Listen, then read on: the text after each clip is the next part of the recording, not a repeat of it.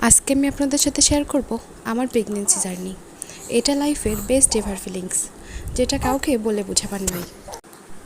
আমি একদম শুরু থেকে ছোট্ট ছোট্ট ক্লিপ নিয়ে রেখেছিলাম, যাতে পরবর্তীতে এগুলাই আমার ভিডিওতে অ্যাড করতে পারি। তো আশা করছি আপনাদের কাছে এই ভিডিওটা অনেক বেশি ভালো লাগবে। আর অলমোস্ট এখন আমি যখন ভয়েস ওভার দিচ্ছি, তখন আমার প্রিন্সেস আমার কোলে। আপনারা একটু ভালো করে শুনলে হয়তো তারও ভয়েস ওভার মাঝে মাঝে একটু শুনতে পারবেন, কারণ সেও আমার মতো এখন ভয়েস ওভার দিচ্ছে। আমি যেদিন ফার্স্ট টাইম জানতে পারি আমার প্রিন্সেসের কথা, সেদিন আকাশে অনেক বেশি বৃষ্টি ছিল। ইভেন যেদিন আমরা ডক্টর দেখাইতে যাই, ওই দিনও ছিল অনেক বৃষ্টি। তারপর আমরা হসপিটাল থেকে রিলিজ হয়ে বাসায় আসি, সেদিনও ছিল অনেক বৃষ্টি। এজন্যই আমি তখনই ঠিক করে রাখি যে আমার প্রিন্সেসের নাম আমি বৃষ্টির সাথে সম্পর্কিত কিছু একটা রাখবো। তো চলুন কথা না বাড়িয়ে ভিডিওটি শুরু করি। ভিডিওটি ভালো লাগলে অবশ্যই আমার চ্যানেলকে সাবস্ক্রাইব করতে আর ফলো দিতে একদমই ভুলবেন না। এটা ছিল ফার্স্ট মান্থ। আমি তখনও জানতাম না যে আমার ভিতরে একটা ছোট্ট প্রাণ আস্তে আস্তে বড় হচ্ছে। আমরা এই দিন বাইরে ঘুরতে গিয়েছিলাম আর টুকটাক কিছু খাওয়া দাওয়া করেছিলাম। আমি বাসা থেকে আসার পর ঘুরতে গিয়েছিলাম। এটা ছিল ফার্স্ট মান্থের ক্লিপ।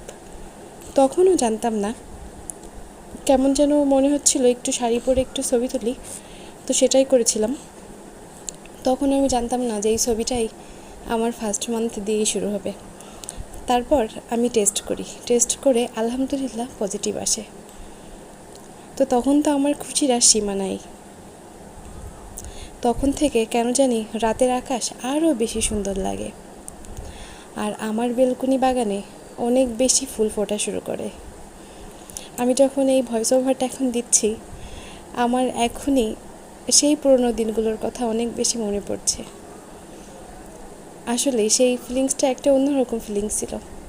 তখন মনে হতো কবে আমি বাবুকে দেখতে পারবো, আর এখন আলহামদুলিল্লাহ বাবু আমার কোলে। এগুলো ছিল আমার বেলকনি গার্ডেনের ক্লিপ।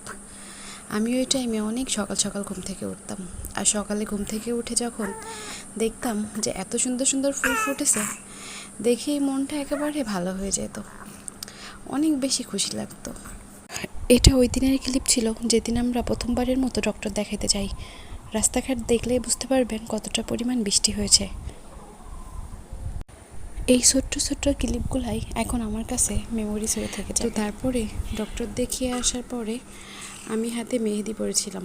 আমার ম্যাক্সিমাম ভিডিওতেই শুধু মেহেদি দেওয়া আর খাবার দাবারের ক্লিপগুলোই দেখতে পারবেন, কারণ আমি এগুলোই স্মৃতি হিসেবে রেখে দিয়েছি। ওই দিন খুশিতে মেহেদি পরেছিলাম,